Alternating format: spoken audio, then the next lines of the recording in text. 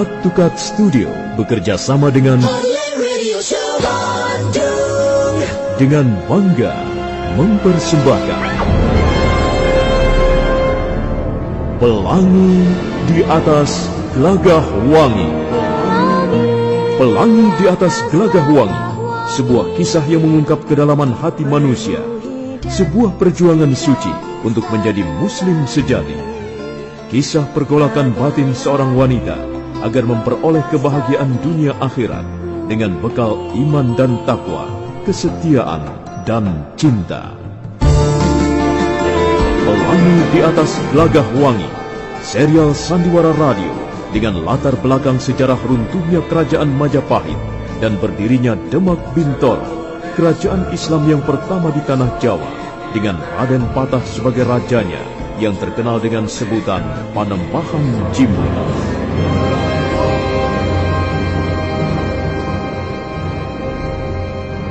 Pelangi di Atas Gelagah Wangi, naskah karya S. Tijab, teknik dan montase Kipot, Jus dan Indra Mahendra, dengan sutradara Haryoko.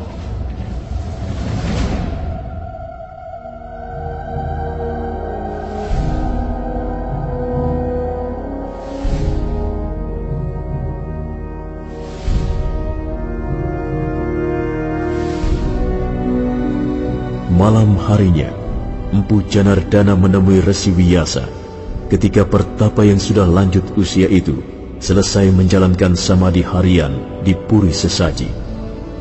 Mereka duduk di serambi depan. Mereka bicara tentang berbagai macam hal, khususnya yang menyangkut agama baru, Islam.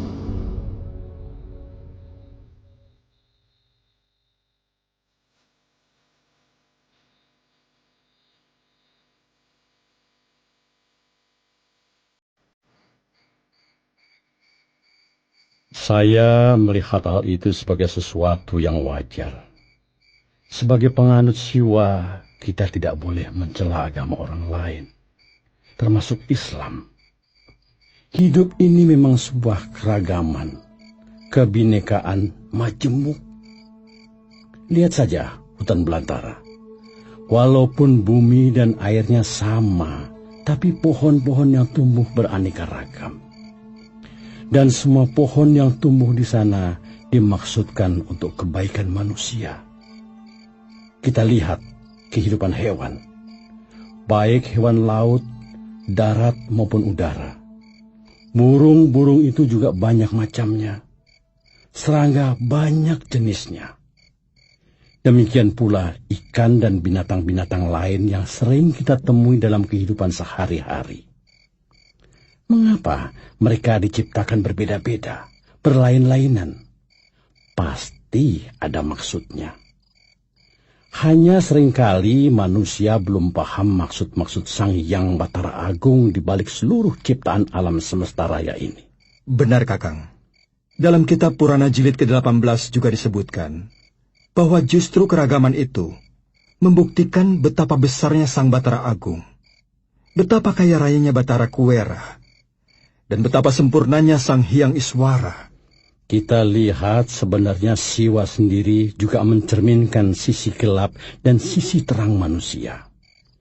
Jika kita menjadi manusia yang baik, yang bijak, penuh pengertian dan rasa cinta kepada sesama, maka kita akan berhadapan dengan Siwa Mahakala atau Siwa Mahaguru. Sebaliknya, jika hidup kita rusak, berangasan, beringas, dikendalikan hawa nafsu, maka kita akan berhadapan dengan Siwa yang mengerikan, yang disebut Bhairawa, yang siap menghancur leburkan isi dunia. Jadi semuanya tergantung pada diri kita sendiri, pada manusia. Semua agama mengajarkan kebaikan. Lalu bagaimana dengan manusianya? Apakah dia sudah hidup bersih, hidup dengan sehat, baik pikiran maupun jasmani? Apakah dia sudah mampu mawas diri? Sekali lagi, tergantung manusianya. Karena itu sangat tidak bijaksana, bahkan sangat bodoh jika mempertentangkan agama yang satu dengan agama yang lain.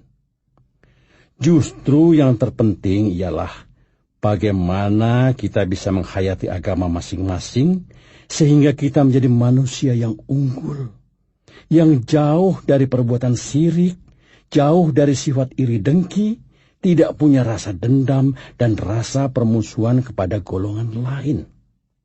Nah, dengan begitu hidup menjadi tenang, aman, tentram untuk semuanya.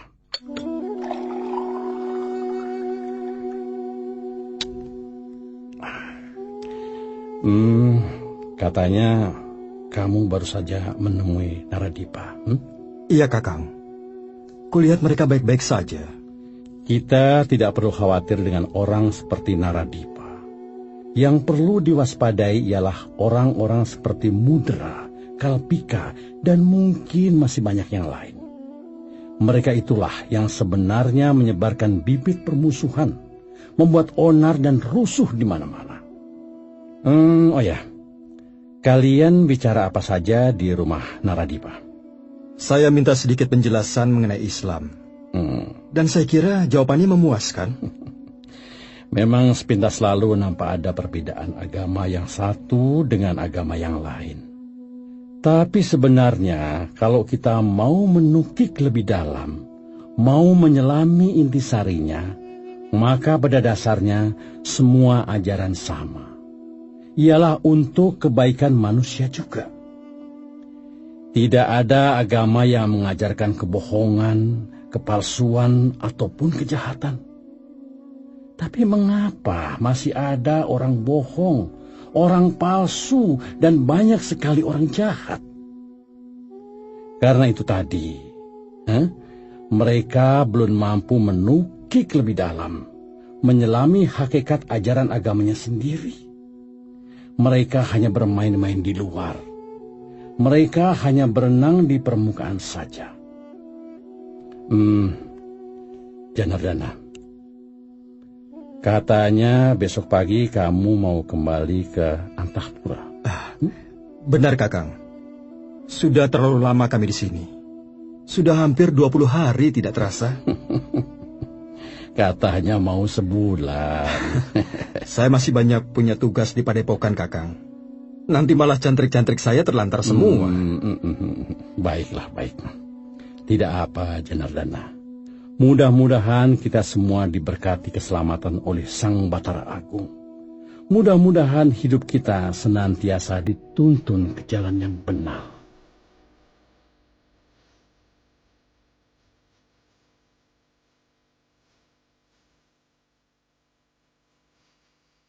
Pagi harinya, ketika Sang Hyang Bagaskara muncul menerangi seluruh Mayapada, Empu Janardana dan Woro Kembang Sore sudah siap di halaman.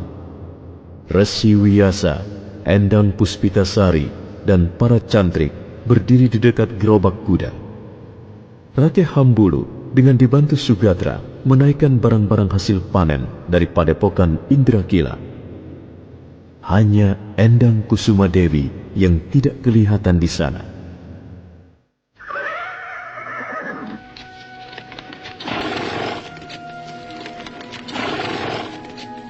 Mana Kusuma Dewi?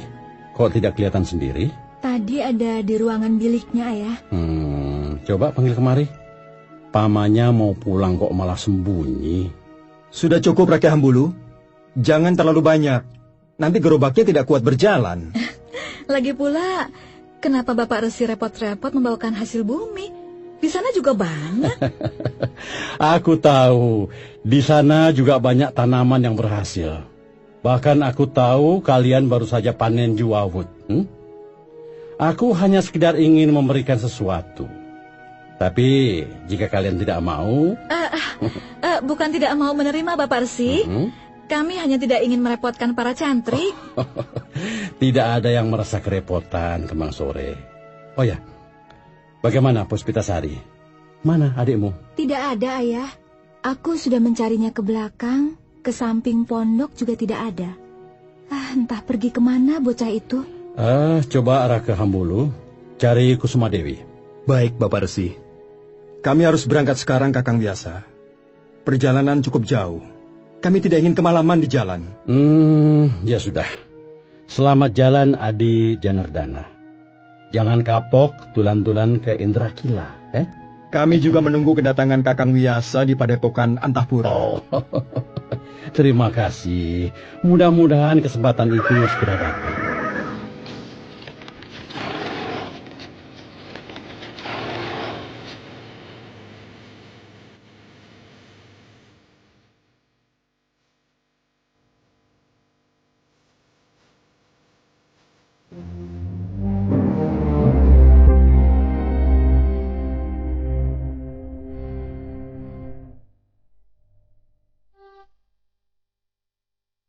Empu Janardana dan Woro Kembang Sore segera naik ke atas gerobak. Empu Janardana duduk di belakang kuda. Sugatra juga sudah melompat ke atas punggung kudanya. Resi Wiyasa, Endang Puspitasari, dan para cantrik melambaikan tangannya ketika gerobak perlahan-lahan meninggalkan halaman pondok.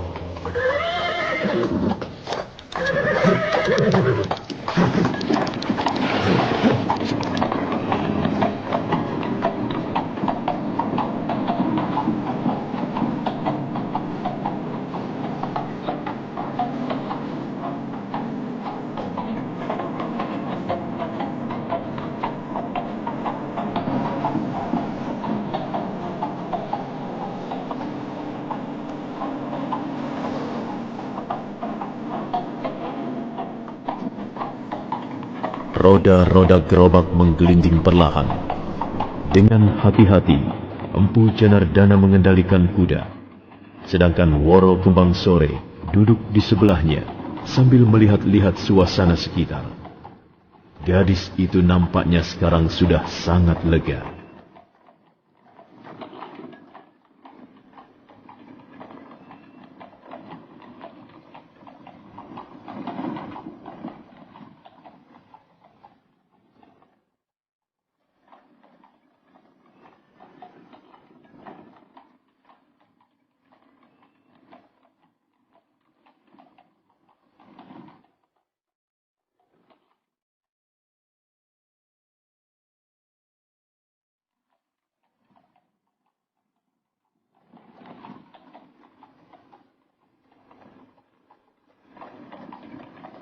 Sementara itu, di suatu tempat tersembunyi, di balik rerimbunan daun-daun, sepasang mata mengawasi gerobak kuda yang meluncur perlahan-lahan. Sesuatu yang pedih memancar dari sepasang mata tersebut. Endang Kusumadewi mendesah berat. Dia terus mengawasi Empu Janardana yang duduk di samping Woro Kembang Sore.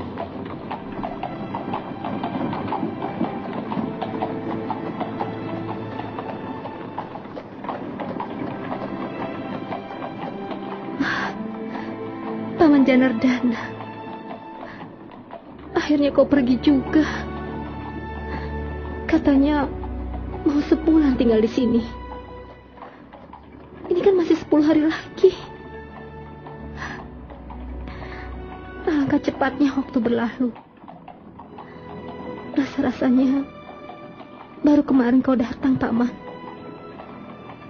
Dan sekarang kau sudah pergi lagi.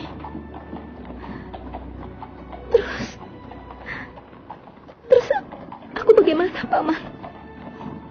Kusumadewi ini bagaimana?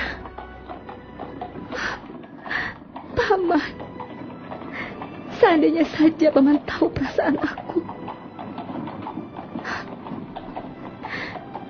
Tapi, apa benar kau tidak tahu? Bukankah kau seorang laki-laki yang sudah berpengalaman? Pasti kau tahu apa yang sedang bergejolak di hati Kusumadewi.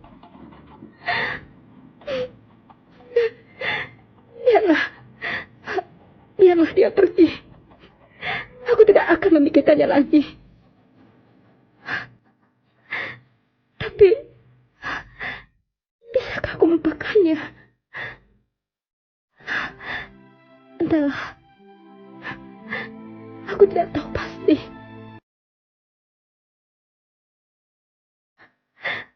Selamat jalan, Paman. Aku berharap suatu saat nanti kita akan bertemu kembali. Selamat jalan, Tangguh.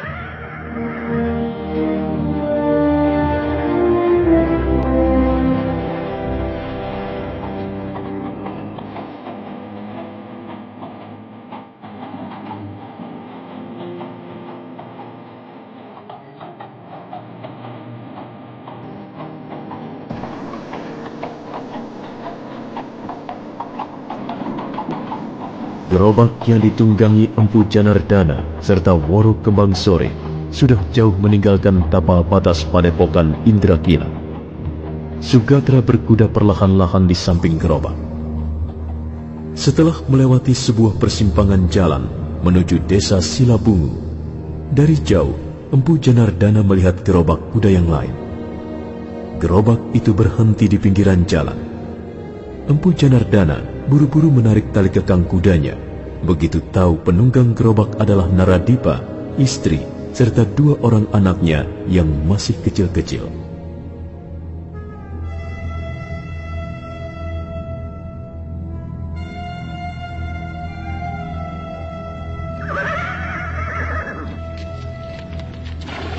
Naradipa, Tuan Janardana. Mau kemana, Tuan? pulang ke Antapura. Sudah terlalu lama aku meninggalkan jantrik-jantrik di padepokan. Kalian mau kemana? Kami mau pulang ke Ngampel Denta, Tuan. Pindah? Maksudmu? Iya. Kami tidak tinggal lagi di Silabungu. Loh, apa mereka mengganggumu lagi? Mengancammu? Oh, tidak, Tuan. Sama sekali tidak. Bukan karena persoalan itu. Kami pindah ke Ngampel Denta karena mempunyai alasan serta dasar-dasar yang lebih sehat, lebih kuat, dan kami sudah merenungkannya serta mempertimbangkannya sejak lama. Di Ngampel Denta ada sebuah pesantren yang terkenal. Pimpinan pondok pesantren itu Kanjeng Sunan Ngampel sendiri. Kami pindah ke sana, pertama untuk tujuan memperdalam ilmu keagamaan. Dalam hal ini agama Islam. Di samping itu kami juga mempunyai beberapa orang famili di sana. Jadi sama sekali bukan karena ancaman orang-orang seperti Mudra, Kalpika, dan yang lain-lainnya. Kami sekeluarga pindah karena alasan yang lain. Aku mengerti. Dan kukira keputusanmu pindah ke Ngampel Denta sangat tepat dan sangat bijaksana. Terima kasih Tuan Janardana. Maaf, kami tidak sempat pamit pada Bapak Resi Wiyasa. Kalau nanti Tuan ketemu beliau, tolong katakan bahwa Naradipa dan keluarganya tidak akan pernah lupa kebaikan-kebaikan beliau. Mudah-mudahan Allah Subhanahu wa Ta'ala yang akan membalas kebaikan-kebaikan beliau. Ya, pasti suatu saat nanti akan kusampaikan. Maaf Tuan, kami tidak bisa lama-lama. Perjalanan kami sangat jauh. Oh, iya. Baik Naradipa, silakan. Selamat jalan. Mudah-mudahan suatu saat kita akan bertemu kembali. Iya, insya Allah Tuan, kita akan bertemu kembali. Mari Tuan, kami mohon pamit. Iya, silakan. Hati-hati di jalan.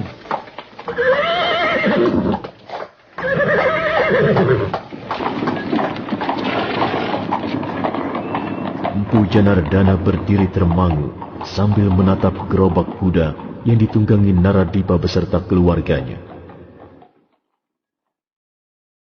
Setelah gerobak kuda menghilang di kelokan jalan, baru Empu Janardana kembali ke atas gerobak kudanya sendiri.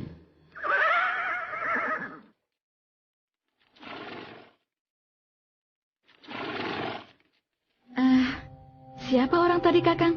Naradipa dan keluarganya. Mau kemana mereka?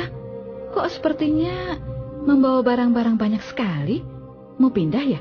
Iya, mereka mau pindah ke Ngampel Denta. Oh, pasti karena diganggu orang-orang yang usil, ya kan?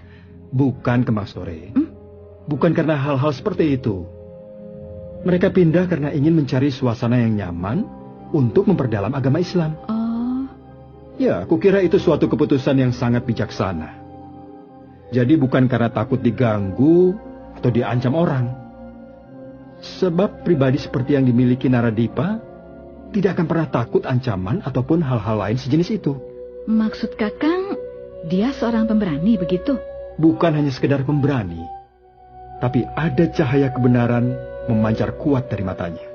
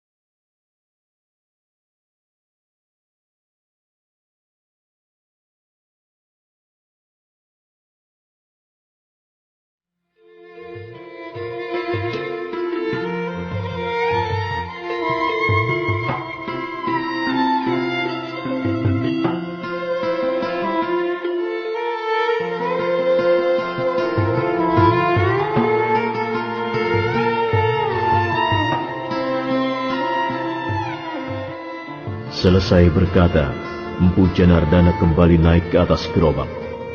Perjalanan menuju Padepokan Antahpura dilanjutkan. Gerobak kuda bergerak perlahan-lahan. Nah, saudara pendengar, demikianlah seri ke-14 Sandiwara Radio Pelangi di Atas Gelagah Wangi. Kali ini didukung oleh para pemain.